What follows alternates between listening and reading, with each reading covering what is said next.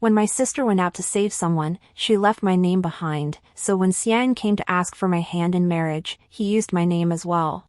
When the veil was lifted at the wedding, I did not notice the flicker of surprise in Xian's eyes. Though the marriage wasn't what he desired, he treated me with mutual respect throughout our lives. Later, when my sister returned to her family home after her husband's death, Xian helped her many times.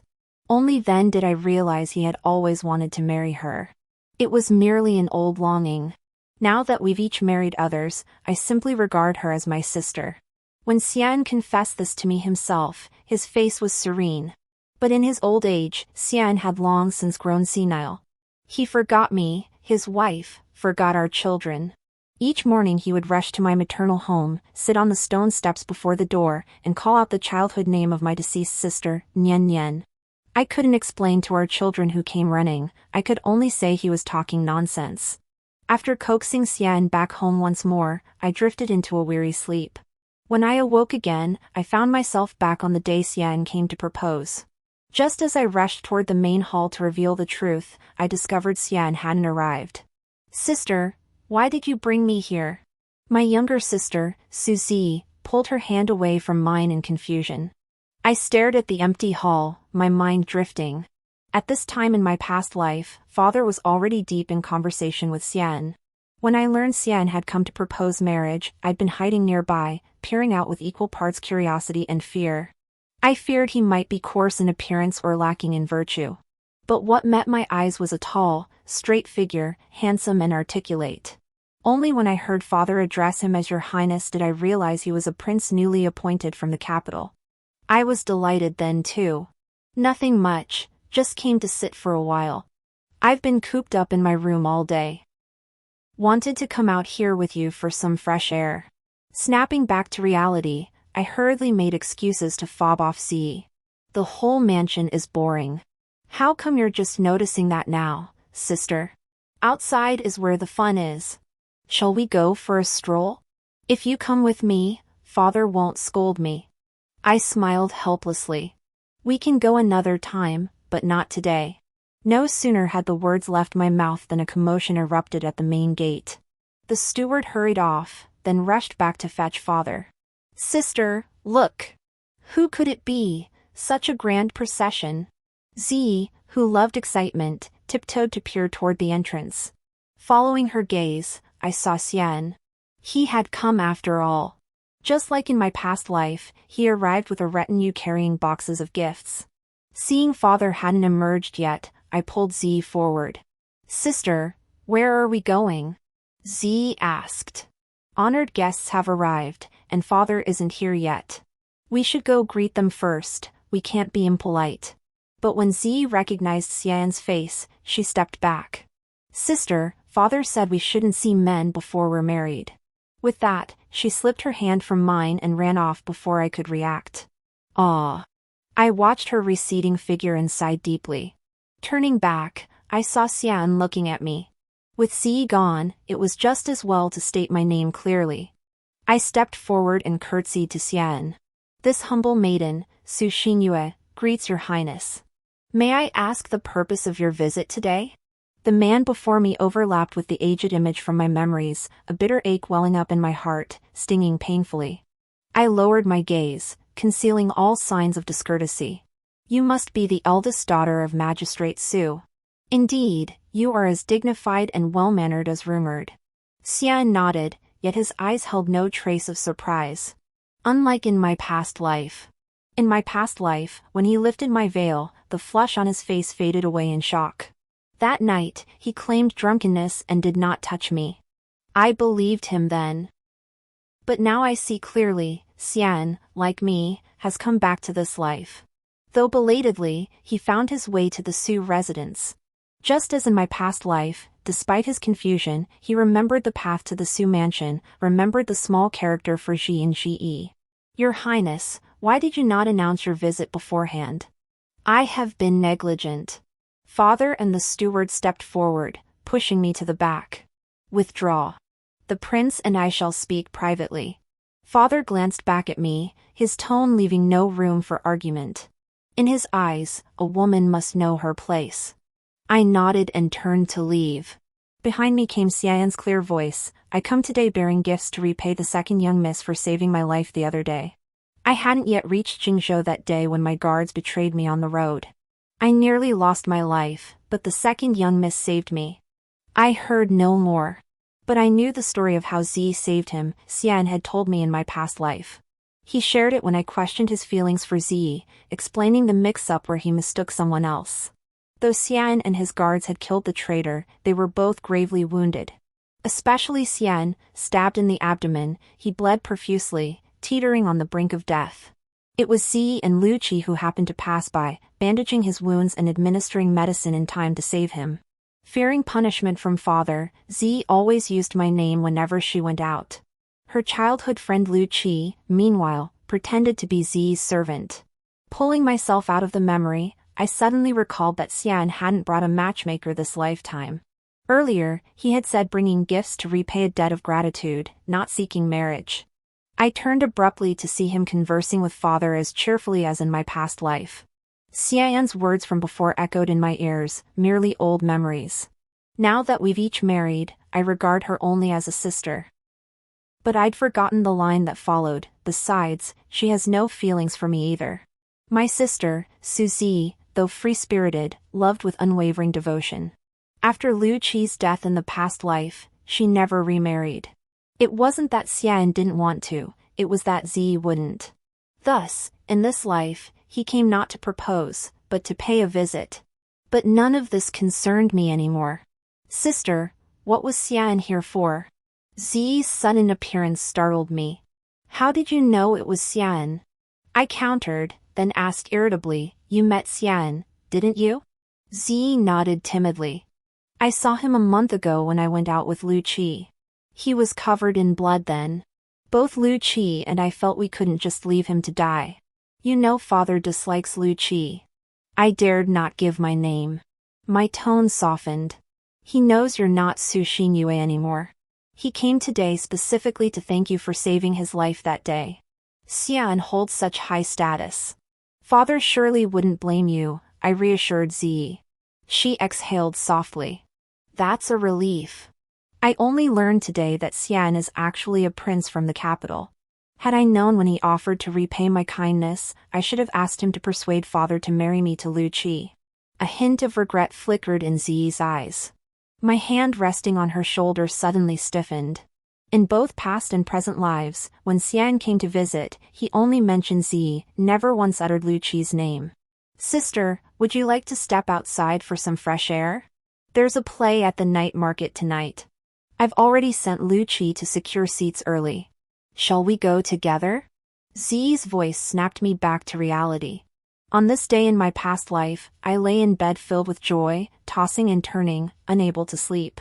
From childhood, I followed father's teachings, managing all household affairs within the inner quarters, studying music, chess, calligraphy, and painting, strictly adhering to the 3 obediences and 4 virtues.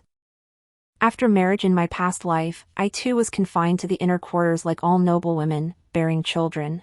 In my old age, after my children married, I still had to watch over the senile Xian, afraid he'd wander off or say something he shouldn't. A lifetime of striving, and in the end, it felt like I'd gained nothing. Sure. I agreed with a smile, watching Z happily twirl around me. With you here, going out will be so much easier. Father never stopped me from leaving the house. But Z was different. Father disliked Lu Qi because he was merely a wandering physician. Though skilled in medicine and handsome, his lowly origins made him unworthy of Z. In my past life, Z threatened suicide to force the marriage to Lu Qi. Fearing scandal and dreading Z's desperate actions, father ultimately consented to the union. But happiness proved fleeting. The year after their wedding, a plague ravaged Jingzhou. Lu Qi worked day and night saving lives, prioritizing the critically ill with his medicines. Yet he neglected his own health. By the time the final batch of medicine arrived, he had already passed away. I remember clearly that I was pregnant at the time and dared not leave the house. Yet Xian rushed into the epidemic zone, risking his life. I pleaded with him and tried to stop him. His words then were, "This is my fiefdom. I stand with my people in life and death." If even Lu Qi, a common physician, understood this principle, how could I, a prince, hide like a turtle and cling to life? After that, I never opposed him again. When Lu Qi passed, to prevent further plague spread, all victims were to be cremated. The person who stayed by Zi's side then was Xian. Before returning to the Su residence, Zi had to stay elsewhere under observation for potential infection. It was Xian who arranged her lodging and ultimately brought her back. Back then, I only worried about Zi and harbored no suspicion. When Xian mentioned this, he wore an expression of relief. Thank goodness I was there. What would your sister have done alone in the infected zone? Seeing Zi's eager expression, I tapped her forehead helplessly. You're such a little imp. Sis, you're teasing me again. Zi giggled, reaching out to tickle me. Watching her radiant smile, a pang of sadness stirred in my heart.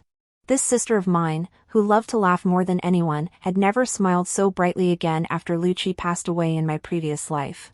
Night fell quickly. For the first time, I wanted to visit the night market. Though suspicious, Father agreed. You're usually so quiet. Seeing the bustle might do you good. After saying this, he sternly warned Zi, don't get into any trouble. Zi nodded vigorously, then pulled me out the door. Lu Qi was waiting for us on the next street over. Lu Qi, this is my sister's first time at the night market, you'd better treat her well. Zi nudged Lu Qi's elbow and gave him a pointed nod. Yes, yes, yes. I'm your humble attendant. Any requests? Just say the word. Lu Qi bent down toward her, mimicking an overly respectful tone to tease her. Hurry up! The show's about to start. Ji clearly enjoyed the attention and hurried forward. The night market was packed. Lu Qi kept moving around us, wary of anyone bumping into us. Lu Qi, Xian came bearing gifts today to express his gratitude. Did he visit you? I casually brought up the matter, noticing Lu Qi looked somewhat confused. Oh, you mean the one who got wounded by a sword that day, the one who bled so much? Zi prompted. Only then did Lu Qi recall. Oh, him. That day I pretended to be Nian Nian's attendant. It's only natural he didn't know my true identity. Lu Qi and Zi showed no suspicion. But while the Xian of my past life might not have known, this life's Xian was perfectly aware. Before I could speak, I saw Xian standing beside the empty seat in front of the stage. He smiled at Zi, Miss Su, we meet again. While Xian conversed with Zi, I exchanged a few words with Lu Qi. Lu Qi, Xian is ultimately an outsider to us. You should sit next to him. Knowing his father's strictness, Lu Qi didn't ask further. When we took our seats, Lu Qi sat beside Xian, and Zi sat next to Lu Qi. I, in turn, sat beside Zi, occupying the seat at the edge. The play depicted a story of a man saved by his wife, only to later abandon her, deeming her lowly birth unworthy. The ending, however, was not to my liking. The woman was rescued by a nobleman, adopted as his daughter, and thus became a noble lady herself. In the end, the couple recognized each other, reuniting like a broken mirror mended. But a broken mirror remains broken. As we rose to leave, I turned and saw Xian gazing this way through Lu Qi. It was clear he disliked the play too. His brow was deeply furrowed, devoid of interest. He likely disapproved of the man in the story. After all, he had loved Zi across 2 lifetimes. I averted my gaze, listening quietly as Lu Qi and Zi discussed their plans. I'm getting hungry. How come this theater doesn't serve tea or fruit? Zi pouted, playfully complaining to Lu Qi. Shall we get some cold fragrance meatballs later? Lu Qi asked softly. Sure. Their cherry yogurt is sweet and tangy, you'd love it too, sister. Zi agreed. Might I join you both? I'll treat. Consider it my way of thanking you both for saving my life. Xian interjected, his polite inquiry carrying an unspoken weight, who dared refuse a prince? Lu Qi and Zi didn't respond immediately, both turning to look at me. I chuckled inwardly, but Xian hadn't asked me. I didn't refuse. I had no right to refuse. The 4 of us entered the sweet shop. The night market was crowded, and this eatery was the liveliest. The shopkeeper had no time to attend to us. after taking our order, they hurried off to the kitchen. With Xian present, the atmosphere felt slightly chilly. We sat at a square table, each occupying one corner. Ziyi sat beside me and Lu Qi, facing Xian. I picked up the teapot to pour tea for everyone. No sooner had I filled the first cup than a hand reached over and took it. The motion was fluid, perfectly timed to snatch it the instant it was poured. I looked up to see Xian already sipping it. When our eyes met, he set the cup down almost instantly. Flustered, hurried, he choked, spilling the cup. Water streamed down the table, pooling on the floor. Cough. Cough, cough. I'm fine, don't worry, Xian said, taking my hand under Ziyi and Lu Qi's gaze. I quickly pulled my hand back. Your Highness has mistaken me for someone else. I'm not a servant in your household. Saying this, I shifted closer to Ziyi. Only then did Xian react. I've mistaken you for someone else. My apologies, young lady. Ziyi watched me and Xian, covering her mouth to stifle a giggle. Xian looked slightly uncomfortable. His gaze met hers, and a smile slowly spread across his lips. I averted my eyes just as the shopkeeper brought over the desserts. 2 portions of cold fragrance balls, 1 serving of cherry milk. But there was nothing for Xian. I hadn't ordered for him earlier. Sister, did you forget to ask what the prince would like? Ziyi noticed immediately. Shall I offer him mine, and I'll go order another? Lu Qi placed his cold-scented dumplings before Xian. No need. I'll speak with the vendor myself. Xian declined politely, his gaze sweeping over me with a hint of coolness. The cherries were fresh and juicy, the steamed milk pastry rich and fragrant. Truly a rare culinary delight. A pity I never visited the night market in my past life, never tasted such delicacies. Seems this Xian holds quite the regard for you, sister. Where would he find a servant as beautiful as my sister? Ziyi teased me, happily stuffing her mouth full of dumplings. You're eating like a pig, talking with your mouth full. Don't choke. I shot her a disapproving look, but she only grew bolder as she watched Xian's retreating figure. Lu Qi admitted, my sister's grace and composure would be perfect for a gentleman like Xian. As Ziyi's voice grew louder, I feared Xian might hear and quickly covered her mouth. Watching his back as he spoke with the vendor, I silently breathed a sigh of relief. Xian also ordered a serving of cold fragrance meatballs. He mimicked Ziyi, taking bite after bite. After finishing my bowl of cherry yogurt, I looked up to find Xian's bowl empty too. His expression remained composed, but the tautness of his jaw betrayed his true state. Xian had a weak stomach and always ate warm food. Cold-scented meatballs were chilled food, cooling the stomach. Your Highness, are you feeling unwell? These meatballs were chilled in the ice cellar. Eating them too quickly can upset the stomach. As he spoke, Lu Qi reached out to take Xian's pulse. Ah, Your Highness, you can't eat cold things? Then why didn't you say so earlier? At Jiyi's exclamation, Xian forced a smile. Beneath the table, his hand unconsciously rubbed the fabric, refusing to extend outward.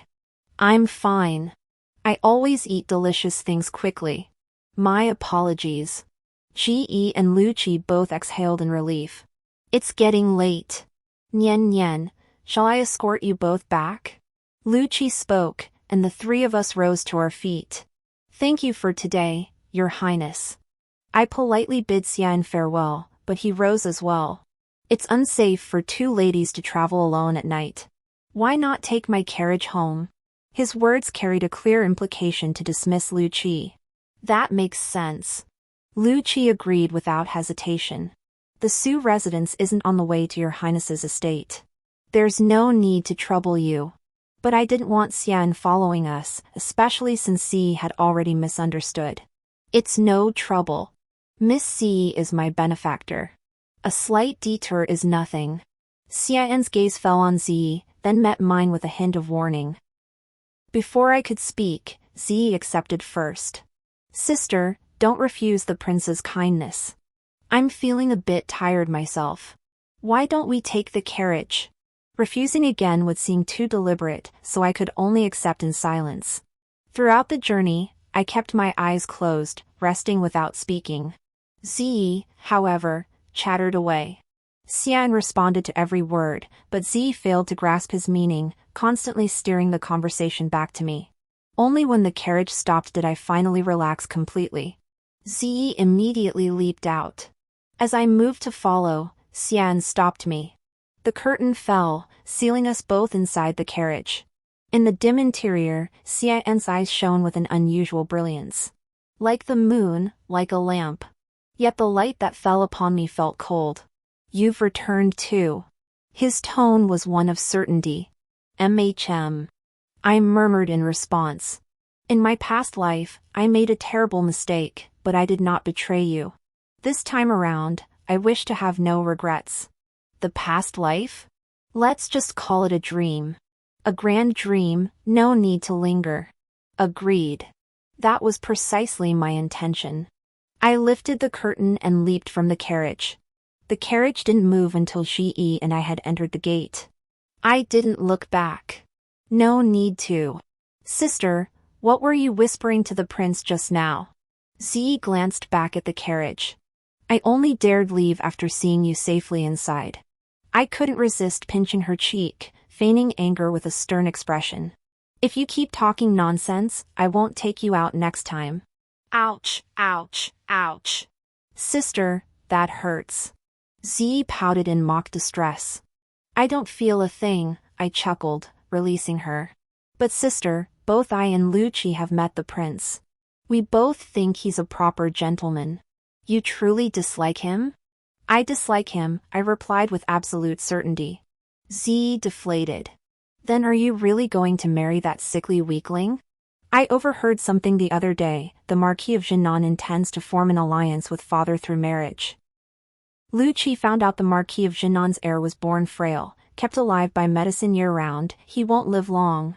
Plus, the Marquis's domain is far away in Baiyue.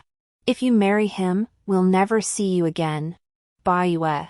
The formula for that plague remedy from my past life was missing just one ingredient, Diton-ko. And in the medical texts I consulted today, Baiyue is renowned for producing it. For several days after, Xian kept visiting the Su residence. He mostly brought foods and trinkets Ziyi liked. Things I had told him about in my past life. All these years, he remembered every detail, like how Ziyi preferred the small wontons without scallions from the second shop on West Street. Such an observant man, yet he couldn't recall his own children's preferences. Every year on their birthdays, Xian would either be too busy with official duties to remember or give the wrong gifts. His daughter loved pomegranate red, yet he always sent peach pink brocade. His son loved swords, yet he always gave him brushes and ink. Peach pink was Ziyi's favorite. Ziyi excelled in painting and calligraphy, once the most celebrated noble lady in Jingzhou. I watched Xian's eagerly delivered writing set, then met father's troubled gaze. "Tell me, how does this prince measure up to that wandering physician? He's out every day, how can I explain this to the prince?" Father clearly saw Xian's interest in Ziyi, yet he could only fret helplessly. Yeah, go attend to the prince. I'll go fetch that rebellious daughter back right now." "Father, don't worry. The prince isn't an impatient man." "Ah," father sighed, "if only Nian Nian were like you, I might live a few more years." With that, father hurried away with his guards through the back entrance. Seeing Xian waiting expectantly in the distance, I had the steward step forward to receive him. "Young miss, might this be disrespectful to the prince?" "Not at all. His Highness is a gentleman. The fitter will arrive shortly." As a betrothed maiden, it wouldn't be proper for me to attend to him personally. Seeing this, the steward could only nod and depart. I returned to my room, flipping through medical texts while quietly awaiting the fitter's arrival. Yet before the embroiderer arrived to work on my wedding gown, Xian appeared. Standing by the door, he startled me. The medical book in my hands clattered to the floor. As I bent to pick it up, Xian seized my shoulder. The Xian I remembered was always gentle and courteous. In all the decades we'd known each other, I'd never seen him angry. In both past and present lives, this was the first time. "These past few days, your mind hasn't been here. The steward of the Su household mentioned someone came today to take your measurements for a wedding gown." Xian's voice carried a hint of anger. Only then did I realize he believed I had orchestrated everything deliberately. Stealing Z away, seeking to take her place.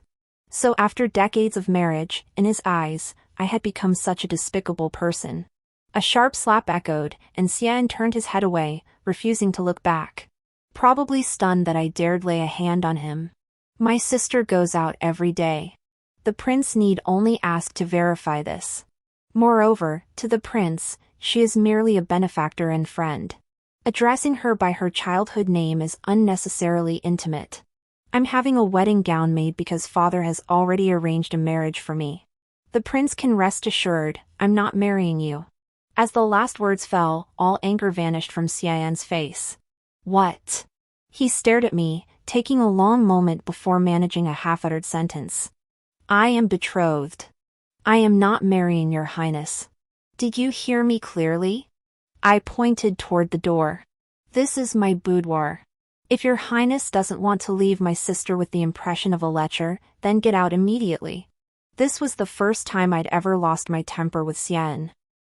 In my past life, when he foolishly ran to the Su residence, calling out my sister's name over and over, I never once grew angry. I simply assumed he'd forgotten we'd been husband and wife. But now, I wished we'd never been husband and wife at all. After that day, I handled the estate affairs each morning and spent afternoons exploring outside the estate with Zi, avoiding any further encounters with Xian. The more I ventured out, the more I felt those decades of my past life had been no different from living in vain. Today, Z even brought me to a newly opened eatery. Sister, this place specializes in antique stew. They simmer a broth and cook everything edible inside it. Lu Qi tried it before and said it's delicious, though a bit spicy. Lu Qi, sister probably can't handle too much spice.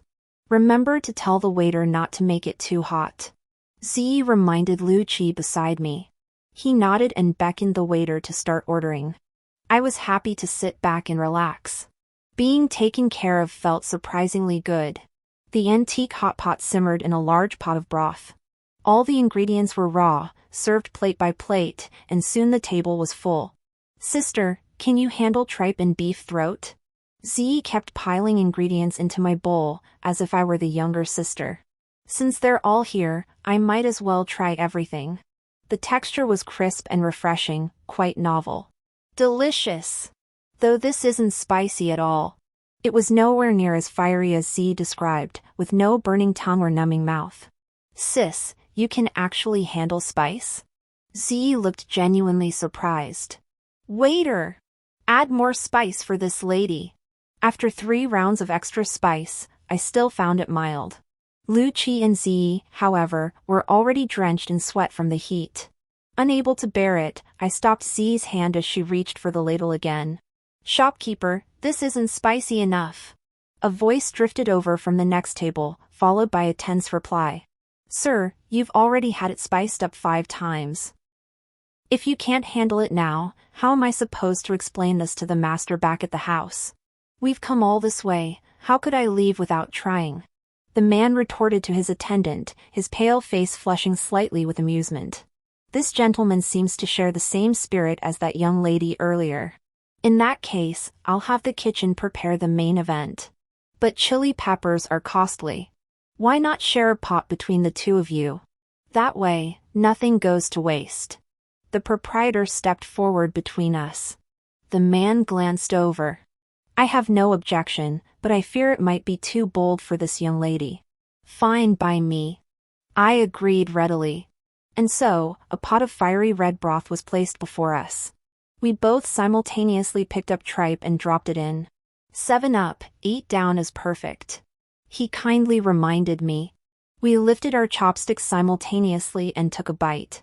Fresh, spicy, and perfectly satisfying. The flavor is just right. The flavor is just right. Our voices echoed together.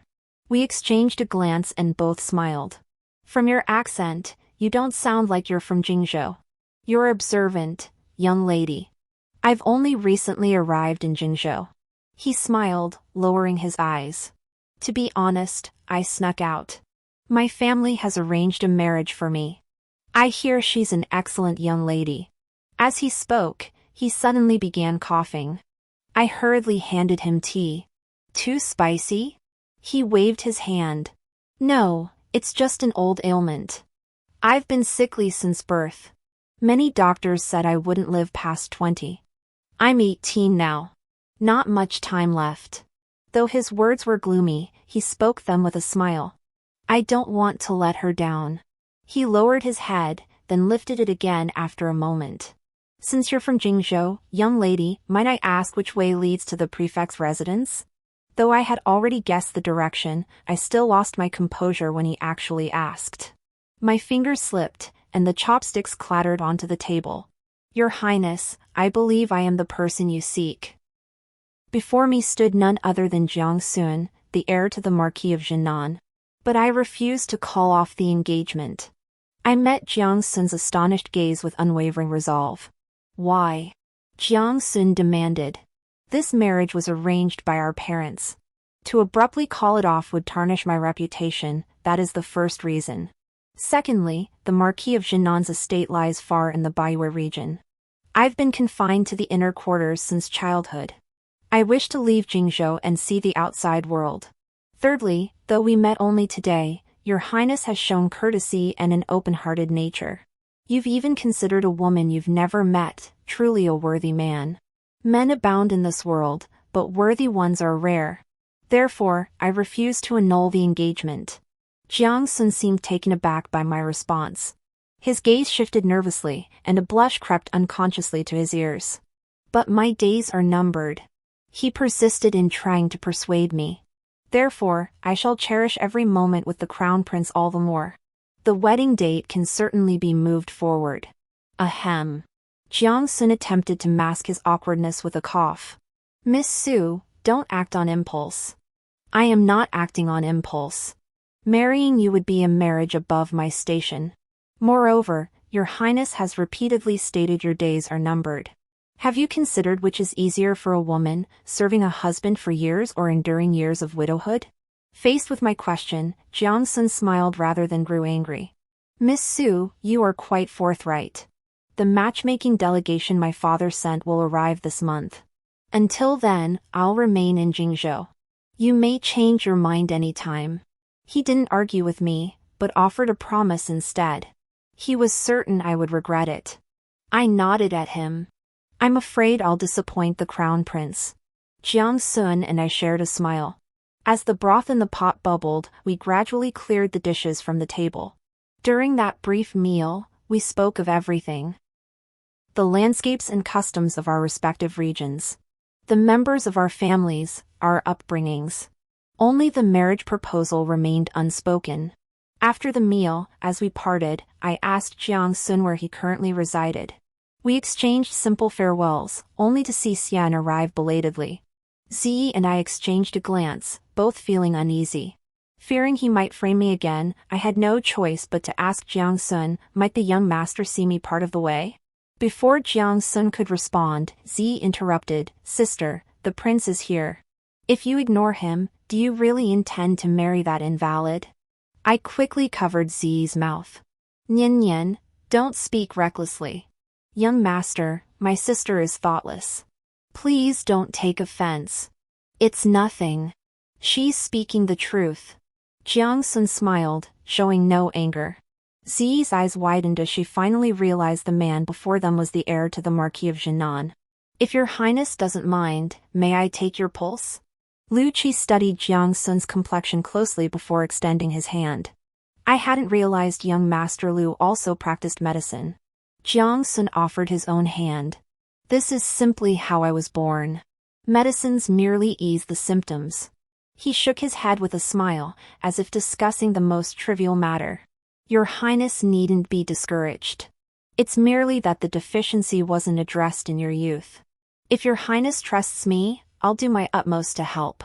But our young master's constitution is delicate. How can we risk testing medicine? Jiang Sun's attendant looked worried. It's worth a try. My body is already in this state anyway. Jiang Sun's gaze fell upon me, then shifted backward. Xian had appeared behind me unnoticed.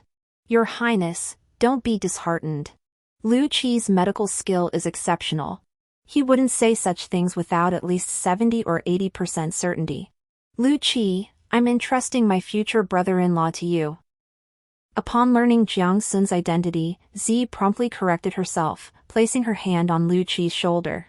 Yes, yes, yes. Lu Qi responded eagerly. The four of us immediately burst into laughter. Only Xian's expression remained unsettled. And who might this be?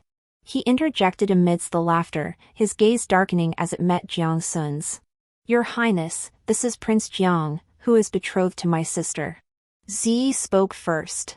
Xian froze, then forced a smile after a long pause. Surnamed Jiang? That must be the heir to the Marquis of Jinan.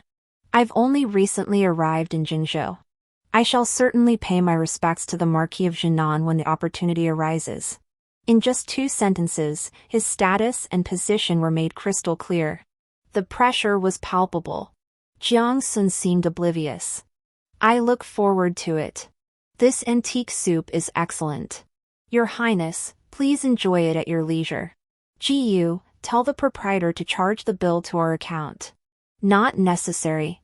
Xian cut off Jiang Sun's instruction to his attendant. The Crown Prince is our honored guest. By custom, I should settle the bill. Jiang Sun smiled. Too bad we've already paid. Goodbye. Jiang Sun turned to look at me, signaling for me to follow. Seeing me follow Jiang Sun, Zi pulled Lu Qi along to follow as well. No one paid Xian any further attention. Once aboard the carriage, Zi instantly exhaled in relief. Why was Xian acting so peculiar today? Jiang Sun glanced at me and suddenly chuckled. Perhaps he ate too much vinegar this morning. His words just sound strange. Both Zi and I were amused by his remark. Your words are truly amusing, Your Highness. I was in the wrong earlier. I apologize to you. Zi's gaze shifted between me and Jiang Sun. You were just concerned for your sister. What wrong is there in that? Jiang Sun didn't seem to mind. Your Highness, just drop me and Lu Qi off at the clinic up ahead.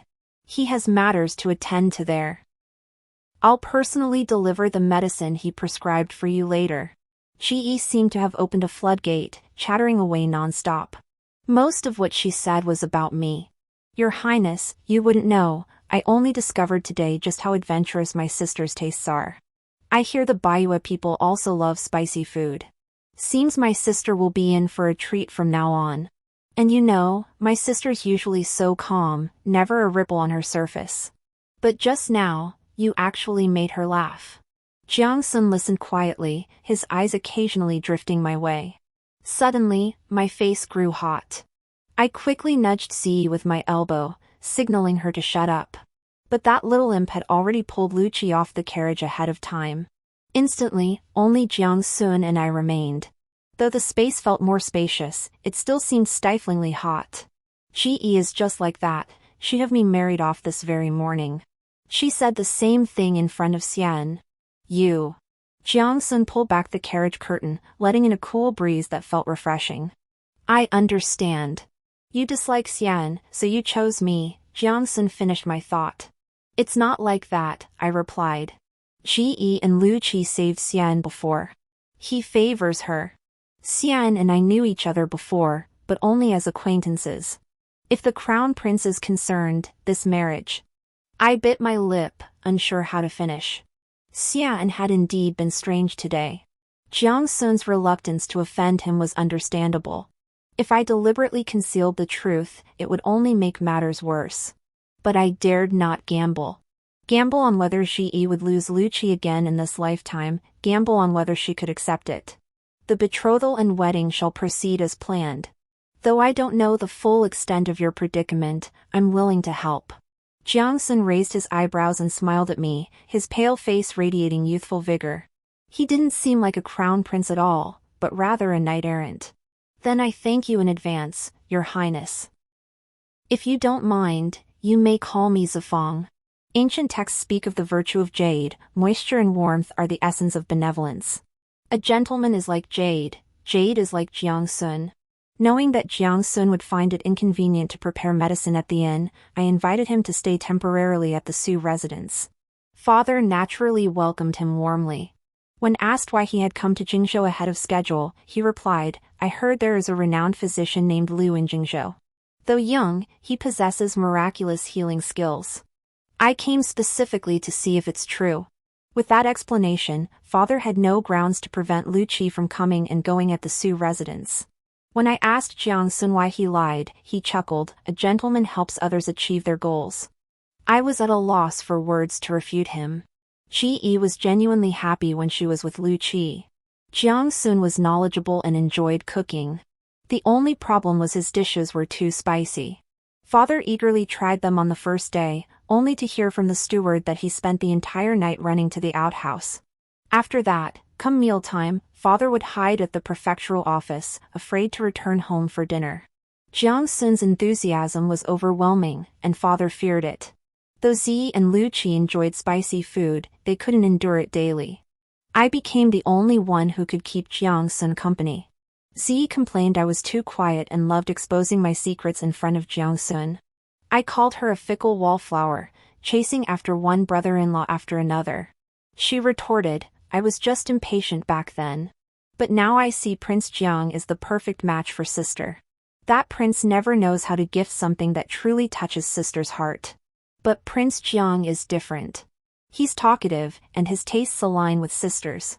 Just like me and Lu Qi." By the time she finished that last sentence, Zi's cheeks were already flushed bright red. "You little devil." I pinched her cheek in exasperation. She stormed off, puffing with indignation, to spill the beans on me to Jiang Sun again. "Prince Jiang, have you heard of that mayfly who writes martial arts novels? I heard he's from the Baiyue tribes. My sister absolutely loves his stories. You're the one who loves them, I just drop by occasionally." I pulled Zi back, feeling a bit embarrassed. Before Prince Jiangxuan could speak, his attendant Jiyu interjected, "Mayfly? Isn't that the pen name our prince uses for his writing?" "Jiyu, you're talking out of turn." Jiang Sun hurriedly cut him off. This time, it was Jiang Sun who felt embarrassed. We exchanged glances, and finally, we both laughed. In my past life, confined to the inner quarters, my only solace was the storybooks G.E. brought back. The martial world depicted by Mayfly featured vividly distinct characters, from snow-capped mountains to deserts, drawing readers into its world as if they were there. Alas, after I married, Mayfly never penned another new tale. And I, consumed by the inner quarters, spent my days tending to my husband and raising children. I never imagined Miss Su would enjoy reading martial arts tales. Jiang Sun looked surprised, slicing the cucumber beneath his knife into perfectly even shreds. "Nor did I expect you to write martial arts tales. You must have visited all those places." Envy flickered in my eyes as I lifted the lid, steam billowing up. The mist obscured Jiang Sun's expression. "After all, my time is limited. I refuse to waste it. If you wish to go, I'll take you after we're married." The noodles plunged into the boiling water, bubbling up with a gurgle that drowned out the sound of my heartbeat. He lifted his head, his face flushed red from the steam. "It's a deal.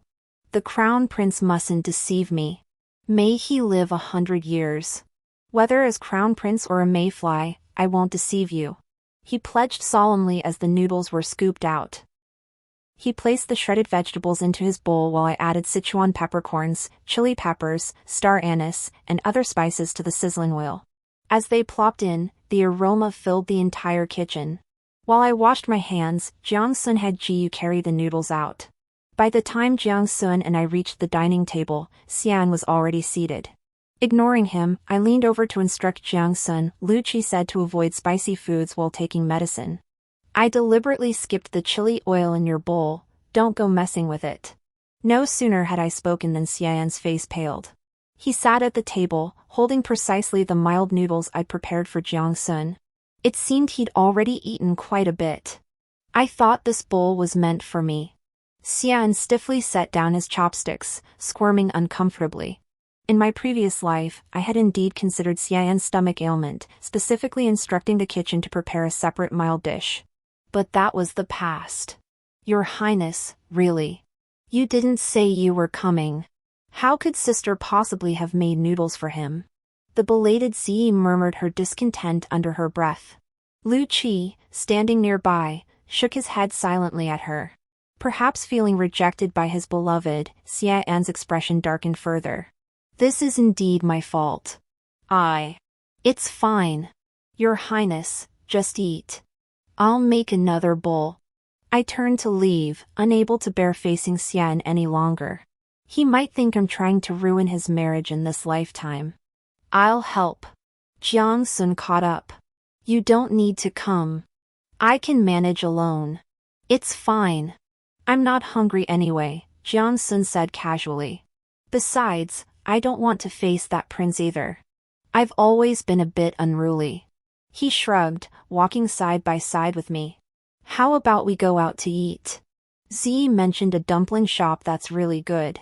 Jiang Sun changed the subject, nodding toward the door. Sounds good. I smiled and nodded, walking out the door with him. After a hearty meal, upon returning to the mansion, we found the entrance swarming with people. The matchmaking delegation from the Marquis of Jinan's estate had arrived. The courtyard entrance was packed with trunks, leaving barely any space to walk. Father was deep in conversation with the Marquis of Jinan in the main hall. Xian sat at the head of the table, his face stern as he sipped tea alone. Father! Jiang Sun dashed forward, but before he could steady himself, the Marquis of Jinan delivered a sharp slap to his head. You unfilial son! What business brings you sneaking all the way to Jingzhou? I'm telling you, if you dare refuse this match, I'll be waiting for you down below. Jiang Sun slyly pulled the Marquis of Jinan aside and began massaging his back with feigned obedience. Father, I came seeking medical treatment. I thought I could serve you faithfully for a few more years. You unfilial son! If only you were truly this obedient. The Marquis of Jinan naturally didn't believe him. Father, even if you don't trust me, you must trust your future daughter-in-law. She oversees my diet and daily routine every single day. Look at your son now. I could take down a tiger. Jiang Sun finished speaking and began demonstrating boxing moves in the main hall. Even my stern father couldn't help but grin from ear to ear. Xin Yue greets your lordship. I bowed to the Marquis of Jinan, a chill running down my spine. No need for formalities. The Marquis hurriedly helped me up. Miss Su, my son can be a handful. Thank you for putting up with him these past days. No, you're mistaken, you'll need to put up with him for years to come.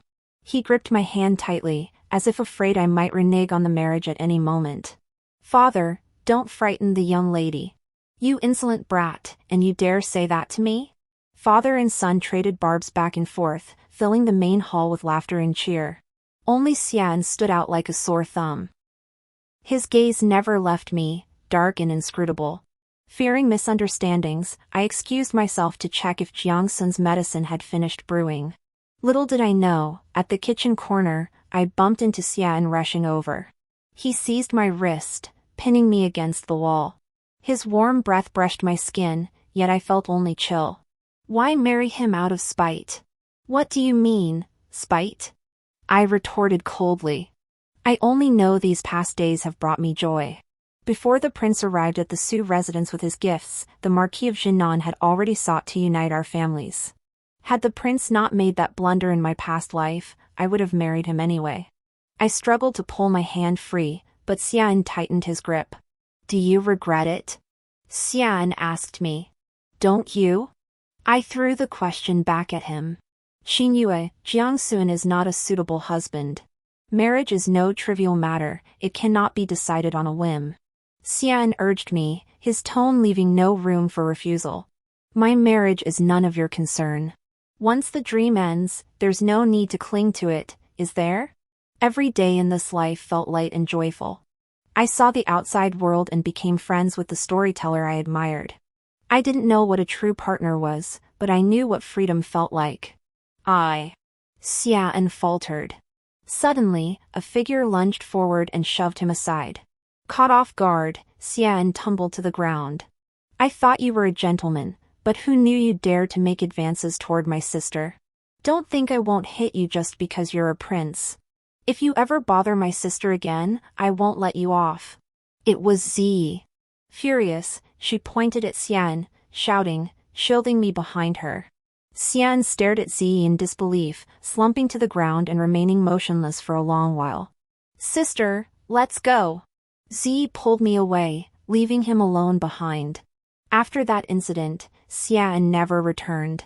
Meanwhile, preparations for my marriage to Jiang Sun proceeded with meticulous efficiency.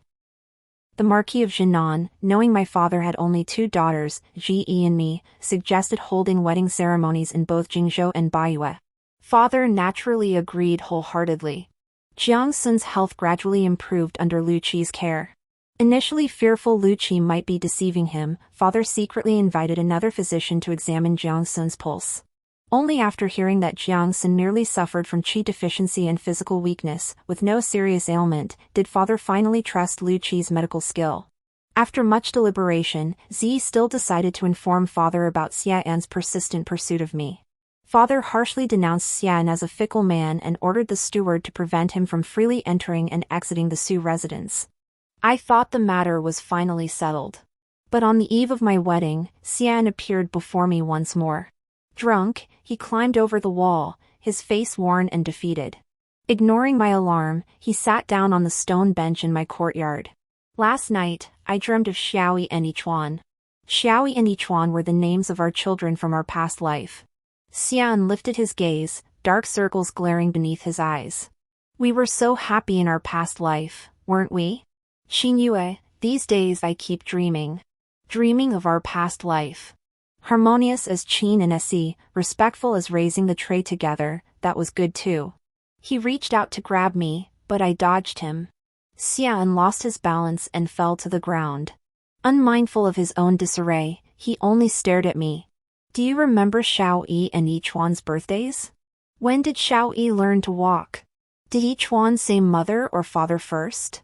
When Xiaoyi was 3, she had a fever that wouldn't break. Where were you then? When Yichuan nearly broke his leg horseback riding at 12, where were you then? Faced with my accusations, Xian's gaze grew increasingly lost. I shook my head with a cold laugh. Xian, you claim we harmonize like Qin and Se, yet from past lives to now, you've never once used my diminutive. Nor did you ever ask. But you knew your sister's diminutive perfectly well.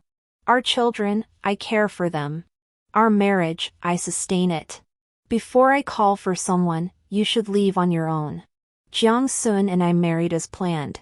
Though it was merely a contractual union, Jiang Sun was genuinely pleased.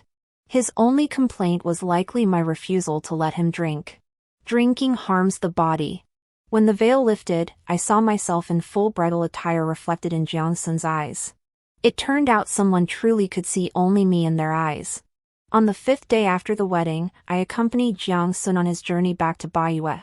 Lu Qi, who still needed to help Jiang Sun recover his health, went along as well.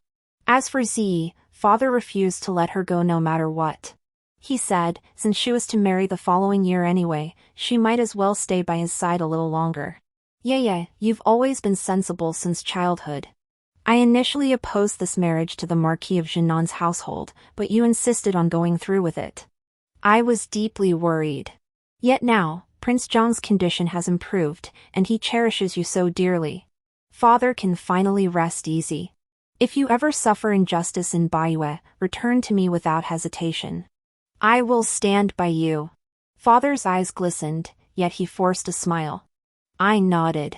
Father, rest assured. Your daughter will never allow herself to be wronged. Father-in-law, you may relax.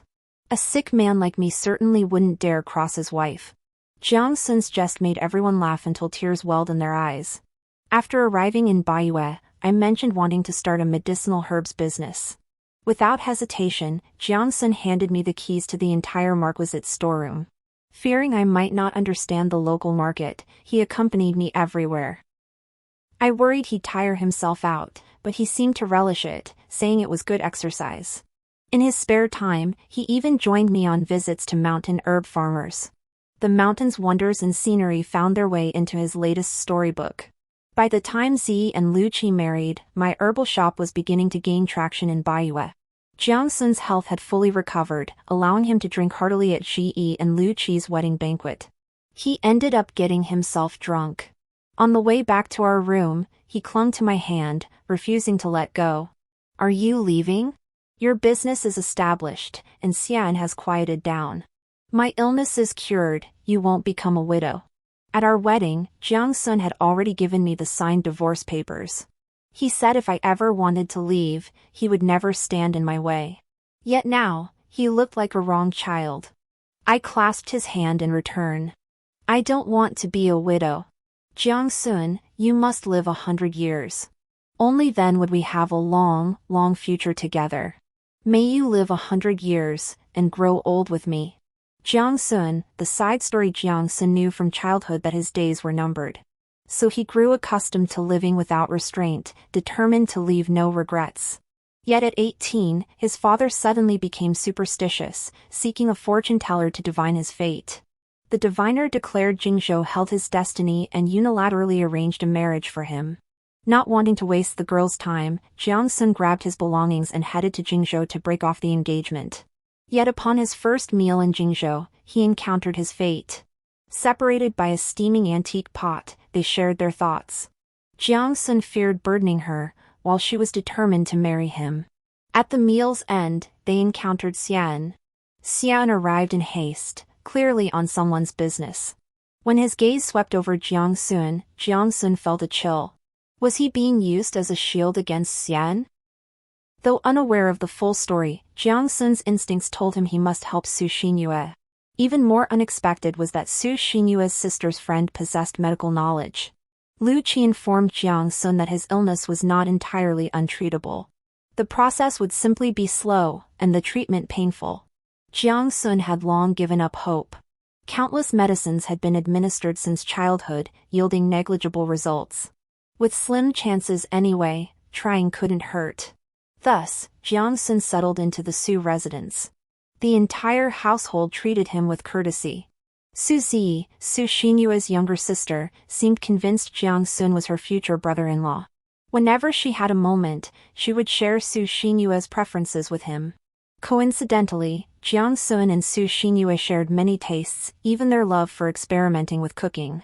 Su Xinyue appeared gentle and composed, yet she displayed remarkable courage when it came to eating spicy food. Sometimes Jiang Sun felt he couldn't hold a candle to her. One day, Su Zi mentioned that Su Xinyue loved the martial arts novels penned by Mayfly. Little did she know that Mayfly was the pen name he had given himself. Born in the morning, dead by nightfall, that is the Mayfly. Just like him. As they talked, Jiang Sun realized Su Xinyue was a woman who yearned intensely for the outside world. Like a canary caged, she possessed beauty, grace, and every exquisite quality of a noble lady confined to the inner quarters. Thus, people often forgot her yearning for freedom. When Jiang Sun described the landscapes in his writings, her eyes brightened, like a radiant moon illuminating his soul. He promised to take her there. Jiang Sun began hoping he could live a little longer, at least long enough to be by her side when she explored the mountains and rivers. After their marriage, Jiang Sun's health gradually improved. During the wedding banquet, as cups clinked and toasts were made, wine was often offered to Jiang Sun, but he declined each time. My wife keeps a tight rein on me, no drinking allowed. He smiled, his gaze sweeping over the guests as he made his way to the bridal chamber. She was truly beautiful. The moment he lifted her veil, Jiang Sun felt himself growing dizzy. Dizzy with the splendor of her red bridal attire, dizzy with the tenderness brimming in her eyes. If only they were truly husband and wife. If only he had the fortune to be her true husband. That was what Jiang Sun thought that night. Life after marriage unfolded as he had wished. Su Xinyue adapted well to life in Baiyue and even planned to start a business dealing in medicinal herbs and grain. She said it was for the sake of the people, so she could intervene to help them in times of need. Truthfully, Jiang Sun would have agreed to anything she proposed. As for his mother and father, having finally secured a daughter-in-law for him, they were eager to shower her with the very best. By the year Su Xinyue's younger sister married, Xinyue's business was steadily thriving, and Jiang Sun's chronic ailments had largely subsided. Jiang Sun and Su Xinyue returned to Jingzhou for the wedding banquet. This time, Jiang Sun drank heavily. He passed out drunk. And he had a dream. In the dream, Su Xinyue held his hand, wishing him a long life and a century of blissful union with her. The dream was as sweet as the wine. Upon waking, Jiang-sun asked Su Xinyue if he had said anything inappropriate while drunk the night before. Su Xinyue's face flushed slightly. She said nothing, only shook her head. Jiang-sun inwardly groaned, realizing he must have overstepped last night. For the next several days, Jiang-sun avoided Su Xinyue. He felt ashamed, unable to face her. Then Su Xinyue stormed into his study, angrily tearing up the divorce papers he drafted before his very eyes. Just days ago you swore you didn't want me to be a widow. Now you're forcing me into a living widowhood? Jiang-sun witnessed her anger for the first time. Yet instead of unease, he felt relief. It wasn't a dream after all. Everything was real. They became true husband and wife, just like the heroic couple in his writings, holding hands to witness the world's splendor and journey through the seasons. In the 3rd year of their marriage, a plague ravaged Jingzhou. Lu Qi stayed behind in the infected zone for the people, and Su Zi remained with him. Su Xinyue, as if foreseeing this, had stockpiled herbs like earth gall and transported them to Jingzhou. Lu Qi developed a formula to treat the plague, saving countless infected people. Lu Qi and Su Zi became the saviors of Jingzhou's people, with Lu Qi hailed as the divine doctor in the common folks' tales. Jiang-sun's father-in-law began to regard Lu Qi with newfound respect, boasting to everyone about his son-in-law's extraordinary medical skills. In the 5th year of their marriage, Lu Qi and Su Zi welcomed their child. Both Jiang-sun's father and father-in-law mocked Jiang-sun for his lack of achievement, pointing out that Lu Qi and Su Zi had married later than them yet had a child first. Jiang-sun paid no heed.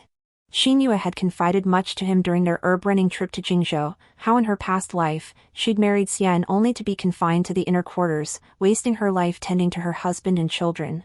Jiang-sun refused to let her be trapped. Everything revolved around her. In their 6th year of marriage, Jiang-sun accompanied Su Xinyue back to Jingzhou for the new year. Recalling old times, Su Zi mentioned Xian. He'd never recovered after breaking his leg 6 years ago and never remarried. That man's heart is twisted. Any woman who marries him would be truly unlucky, Su Zi said with disdain. Fearing Su Xinyue might take offense, Jiang-sun reached to cover her ears, but she pushed his hand away. It's the new year, she laughed unconcernedly. Why bring up such an unimportant person? Cherishing the person before you is what truly matters. Her gaze fell on Jiang-sun, her eyes filled only with him. Yes, cherish the one beside you. With a wife like this, what more could a husband ask for? Jiang-sun echoed her words, his fingers intertwining with hers. May the bright moon shine solely upon me henceforth. Xian, side story. Xian fell in love with the woman who saved him. He wished to marry her. But her eyes held only her servant. Thus, Xian devised a clever plan. After recovering, he would go directly to propose. Little did he know, she had given the wrong name, and he married the wrong person. Reborn back to the day he went to the Su residence to propose, Xian felt profound relief. He dismissed the matchmaker and ordered the red silk from the gift chest removed. This time, he would not propose, he would express gratitude. He would never marry Su Xinyue. As for his longing, it must be pursued gradually. Xian knew Su Zi's heart belonged entirely to Lu Qi. In his past life, she had even threatened suicide to marry Lu Qi. But this time, he came prepared. Would she fall for him? Arriving at the Su residence, Xian once again encountered Su Xinyue, the wife who had shared decades of his life in his previous existence. Su Xinyue was actually an excellent wife, well-read, courteous, dignified, and virtuous. Within the household, she managed the prince's residence with impeccable order. Externally, she handled interactions with all manner of people with grace. Yet she was never his nian. Xian knew Su Xinyue had returned too. But he refused to repeat the past. So he drew a clear line between them. Yet she resorted to underhanded tactics, secretly preparing for her own wedding. Xian was furious and rushed to warn her. Su Xinyue slapped him across the face. It was the first time he'd seen her angry, or even strike out. She declared she was marrying someone else, not him. Xian refused to believe it. With time so tight, who else could she possibly marry? Yet not long after, Xian encountered the man she was betrothed to. She stood beside him, both laughing and chatting. For the first time, Xian saw Su Xinyue smile so radiantly. Before, she had always been quiet and gentle, never showing her teeth when she smiled. But in this life, she was like a flower in full bloom, revealing her beauty completely. Xian stepped forward, not even aware of the nonsense he was spouting. In this life, they were each marrying someone else, a good thing for him. What was there to be angry about? Xian sent people to investigate Jiang Sun, the heir to the Marquis of Jinan, born with an illness, a short-lived ghost who wouldn't live long. Xian smiled. So it was just a game to spite him. He returned to the Su residence once more, where someone brought him a bowl of noodles. They resembled those she had made for him in his past life. Xian suffered from stomach ailments, and Su Xinyue paid special attention to his diet. Without overthinking it, Xian picked up his chopsticks and began eating. Yet she had told Jiang Sun that this was made for him. How could that be? She and Jiang Sun were to marry, how could it not be? But Xian refused to believe it. Watching the two families discuss the marriage, his heart burned like fire. He rushed to find her, mocking her for needlessly tormenting herself. Su Xinyue insisted she did it willingly. How could that be? Xian was shoved down by Su Ziyi, who then berated him viciously. Dazed, he realized he wasn't saddened by Su Ziyi's scolding. But when he learned Su Xinyue truly intended to marry Jiang Sun, a piece of Xian's heart felt torn away. Decades of daily companionship in their past life, what he'd taken for granted had long become an indispensable part of his being. Alas, he was slow to realize it, awakening far too late. The Su residence no longer permitted his free access. Xian went days without seeing Su Xinyue. Memories of their past life would always surface in nighttime dreams. Each time he reached out to grasp her hand, the dream would shatter. On the eve of Su Xinyue's wedding, Xian could no longer contain himself. He scaled the wall to find her. He pleaded with her, mentioning their child, trying to soften her heart. But she turned the tables and asked him many questions. Xian couldn't answer a single one, not even her childhood nickname. He realized he had overlooked too much, missed too much. And lost her forever. Xian leaped over the wall to leave, only to stumble drunk and break his leg. He tried to send word to her, but learned she was returning to Baiyue with Jiang Sun. On the day she departed, the Su residence bustled with activity. She stood beside Jiang Sun, laughing and crying as he teased her. Like a flower branch trembling in the wind, laden with morning dew. Only this time, the one plucked was not him. He began lurking near the Su residence, hoping she would return to Jingzhou. This glimpse stretched into a lifetime. Each time, Jiang Sun was always by her side. I resent the moon for once shining solely upon me, yet resent it for never shining solely upon me again. Xian forgot how long he had waited. He only remembered that every night, when he lifted his gaze, the moon always seemed so distant, so cold. The end.